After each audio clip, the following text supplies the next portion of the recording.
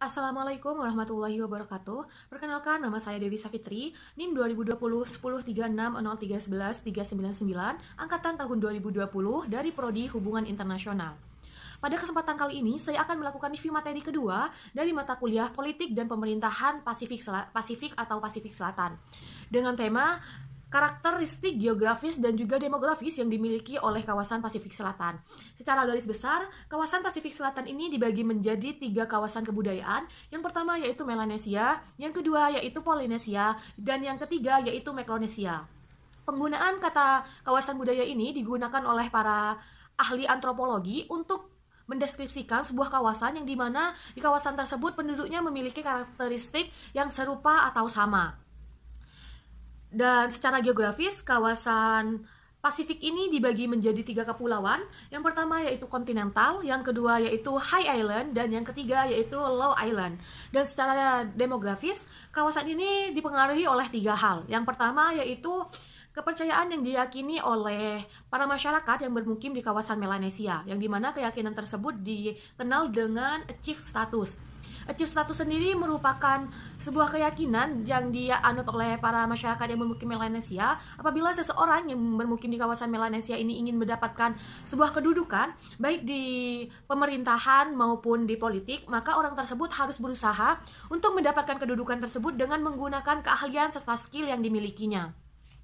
Dan pengaruh demografis yang kedua yaitu keyakinan yang dimiliki oleh masyarakat yang bermukim di kawasan Polinesia dan Mikronesia, di mana masyarakat yang bermukim di kawasan Polinesia dan Mikronesia ini juga memiliki keyakinan yang dikenal dengan ascribed status, di mana ascribed status ini didefinisikan sebagai sebuah status yang bisa dimiliki seseorang tanpa harus berusaha untuk mendapatkan status tersebut.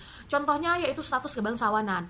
Apabila di tengah-tengah kalangan keluarga bangsawan tersebut lahir seorang anak, maka anak tersebut secara mutlak sudah mendapatkan status kebangsawanannya tanpa harus berusaha untuk diakui oleh orang lain bahwa anak tersebut berasal dari kalangan bangsawan. Dan ciri demografis yang ketiga yang dimiliki oleh kawasan Pasifik ini yaitu imigran, dimana seperti yang kita ketahui bahwa kawasan Pasifik ini menjadi salah satu kawasan yang banyak sekali menjadi tujuan utama para imigran dari seluruh dunia, mulai dari Cina, Malaysia, Thailand hingga Hindia atau India. Dan tentu saja kedatangan imigran di tengah-tengah masyarakat yang asli yang bermukim di kawasan Pasifik ini tentu saja akan memberikan dampak terhadap sistem kehidupan di kehidupan kemasyarakatan mereka. Salah satu dampak yang dihadirkan oleh datangnya para imigran ini di kawasan Pasifik yaitu keberagaman bahasa yang digunakan oleh masyarakat yang bermukim di kawasan Pasifik ini, yang dimana hingga saat ini terhitung kurang lebih yaitu sebanyak 1.200 bahasa yang digunakan oleh masyarakat di kawasan Pasifik ini. Sehingga dengan keberagaman bahasa tersebut, kawasan Pasifik ini dikenal sebagai salah satu kawasan yang memiliki keberagaman serta kebudayaan yang sangat beragam. Selain itu, dalam kehidupan sehari-hari di kawasan Pasifik ini bahasanya dikategorikan menjadi 2. Yang kategori pertama yaitu bahasa Papua, yang dimana bahasa Papua ini berjumlah sebanyak kurang lebih 700 bahasa, yang dimana pada umumnya bahasa Papua ini digunakan oleh para masyarakat yang bermukim di kawasan Papua Nugini. Dan kategori bahasa yang kedua yaitu bahasa Melayu.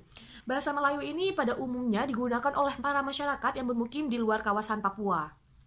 Namun terdapat juga beberapa negara atau kawasan yang menggunakan bahasa asing sebagai pengantar resmi di sekolah-sekolah mereka. Contohnya yaitu bahasa Inggris dan bahasa Perancis. Negara-negara yang menggunakan kedua bahasa tersebut meliputi yaitu Fiji, Kiribati, New Zealand, dan negara-negara lainnya.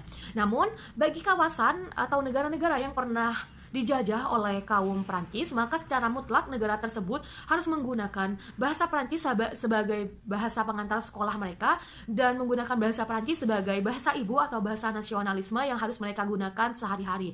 Contoh negara yang menggunakan bahasa Prancis ini yaitu kawasan Vanuatu, Neo Caledonia, dan juga kawasan Futuna.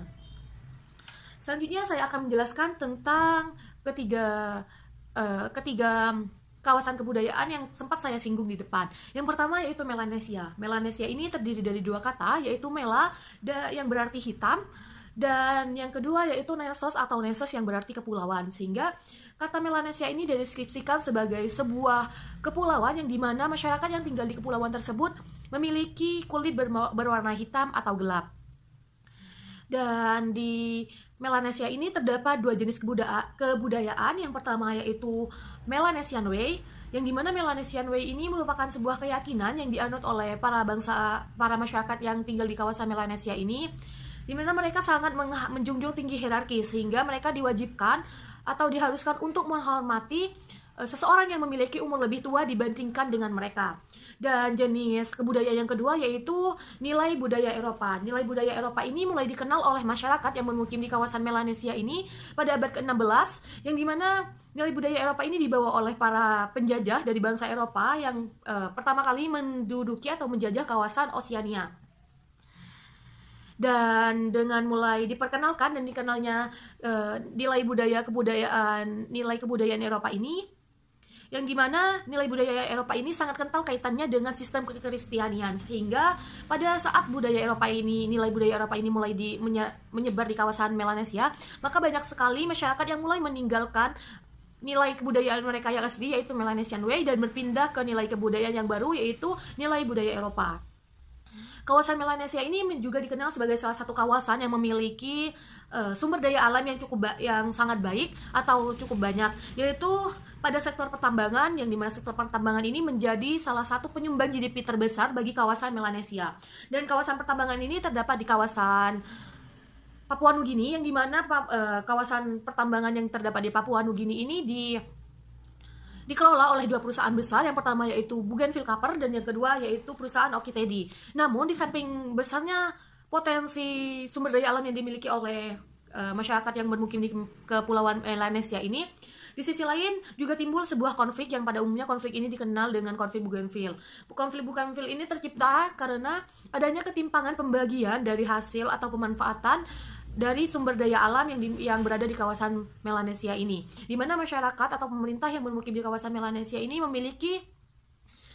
mendapatkan hasil pembagian dari perusahaan yang mengelola lebih kecil dibandingkan dengan hasil yang didapatkan oleh perusahaan tersebut.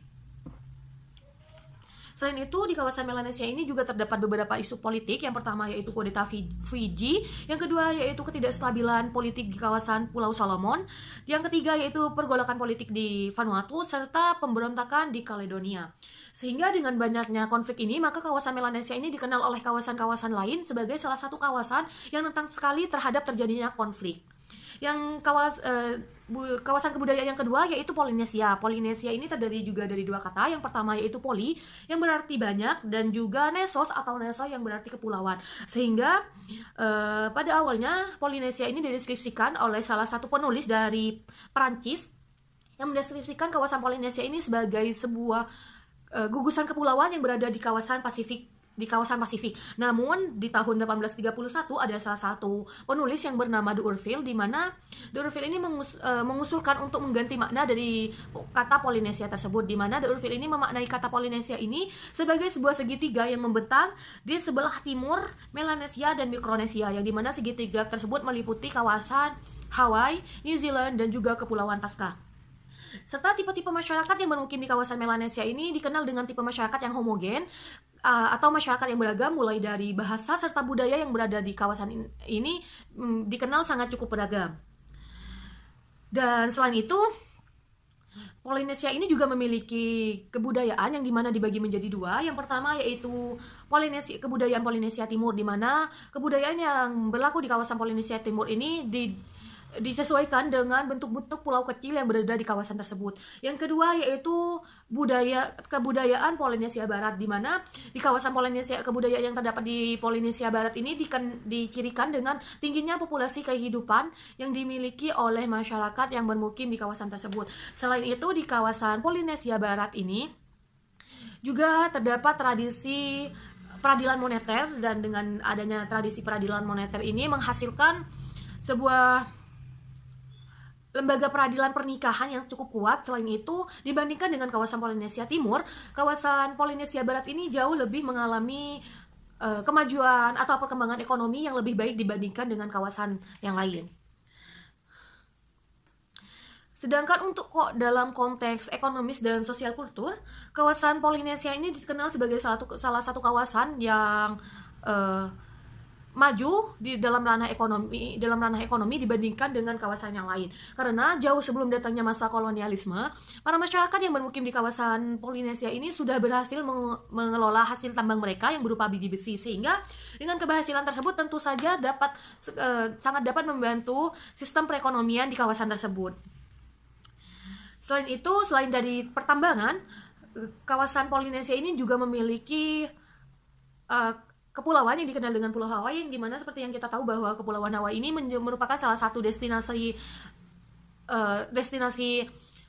yang banyak sekali dikunjungi oleh para masyarakat, oleh para turis dari mancanegara, di mana Kepulauan Hawaii ini didatangi oleh para turis yaitu untuk menikmati keindahan pantai dan juga keindahan pulaunya, sehingga tentu saja banyaknya turis yang datang di Kepulauan Hawaii ini juga sangat membantu pendapatan dari negara-negara di kawasan Polinesia ini. Selain itu, Polinesia ini juga memiliki negara yang dikenal dengan New Zealand, yang dimana hingga saat ini New Zealand ini dikenal sebagai negara penghasil susu dan juga wool terbaik di dunia, sehingga tidak heran apabila kawasan Polinesia ini dikenal sebagai kawasan Golden Triangle. Dan kawasan kebudayaan yang terakhir yaitu Mikronesia. Mikronesia ini juga berasal dari dua kata. Yang pertama yaitu mikro yang berarti kecil, yang kedua yaitu nesos atau nesos yang berarti kepulauan. Sehingga kawasan Mikronesia ini didefinisikan sebagai sebuah kawasan yang membentang sebelah utara dan timur laut Australia dan Papua Nugini. Dan pada masa lalu kawasan ini sering sekali mendapatkan perlakuan tidak adil dari negara-negara besar yang melakukan uji coba serta pengembangan nuklir di kawasan mereka. Mikronesia sendiri memiliki 4 jenis pemerintahan konstitusional. Yang pertama yaitu Federal State of Micronesia, yang kedua yaitu Republik Palau, yang ketiga yaitu Marshall Island, dan yang terakhir yaitu Kesemakmuran Mariana Utara. Namun dari keempat sistem pemerintahan yang berlaku di kawasan tersebut tidak lepas dari hubungan erat dengan Amerika Serikat, baik di kawasan politiknya maupun di kawasan ekonomi. Sedangkan untuk masyarakat yang bermukim di kawasan Mikronesia ini merupakan ras asli dari ras Mongoloid, yang dimana ras Mongoloid ini dicirikan sebagai ras yang memiliki kulit yang lebih cerah dan juga rambut hitam bergelombang atau rambut hitam lurus. Sebelum datangnya kolonialisme ke kawasan Mikronesia ini, para masyarakat yang bermukim di kawasan tersebut ini menganut keyakinan yaitu panteistik, di mana keyakinan panteistik ini merupakan sebuah keyakinan yang mempercayai banyak Tuhan, di mana mereka mempercayai bahwa Tuhan ini adalah pengatur kehidupan mereka, pengatur udara, serta pengatur perekonomian yang mereka miliki. Namun sejak datangnya masa kolonialisme, maka banyak sekali masyarakat yang di kawasan Mikronesia ini mulai berpindah keyakinan ke keyakinan Kristiani dan juga Katolik Roma. Dan Mikronesia ini juga sama seperti kawasan budayaan Pasifik yang lain, juga memiliki berbagai macam etnis yang tinggal di kawasan tersebut. Contohnya seperti Mikronesia ini, etnis terbesar yang tinggal di kawasan tersebut yaitu DKC, yang dimana presentasenya yaitu sebesar 48,8%, dan juga etnis Polpaian yaitu sebanyak 24,2%, serta etnis Kosraean yaitu sebanyak 6,2%. Dan jenis bahasa resmi atau bahasa ibu yang digunakan di kawasan Mikronesia ini yaitu bahasa Inggris. Dan seperti yang singgung sebelumnya, bahwa kawasan ini sering mendapatkan perlakuan yang tidak adil dari para negara-negara besar yang melakukan uji coba nuklir serta pengembangan nuklir di kawasan mereka. Akibat dari adanya uji coba serta pengembangan nuklir di kawasan mereka ini, banyak masyarakat yang bermukim di Mikronesia ini mendapatkan dampak negatif dari uji coba serta pengembangan nuklir yang dilakukan tersebut, di mana dampak negatif tersebut berdampak terhadap kondisi kesehatan masyarakat di kawasan tersebut, di mana masyarakat yang bermukim di kawasan tersebut ini mengidap berbagai macam penyakit, mulai dari kanker, tumor, dan lain-lain sebagainya. Sekian dari penjelasan saya tentang review materi kali ini, kurang lebihnya mohon maaf. Wassalamualaikum warahmatullahi wabarakatuh.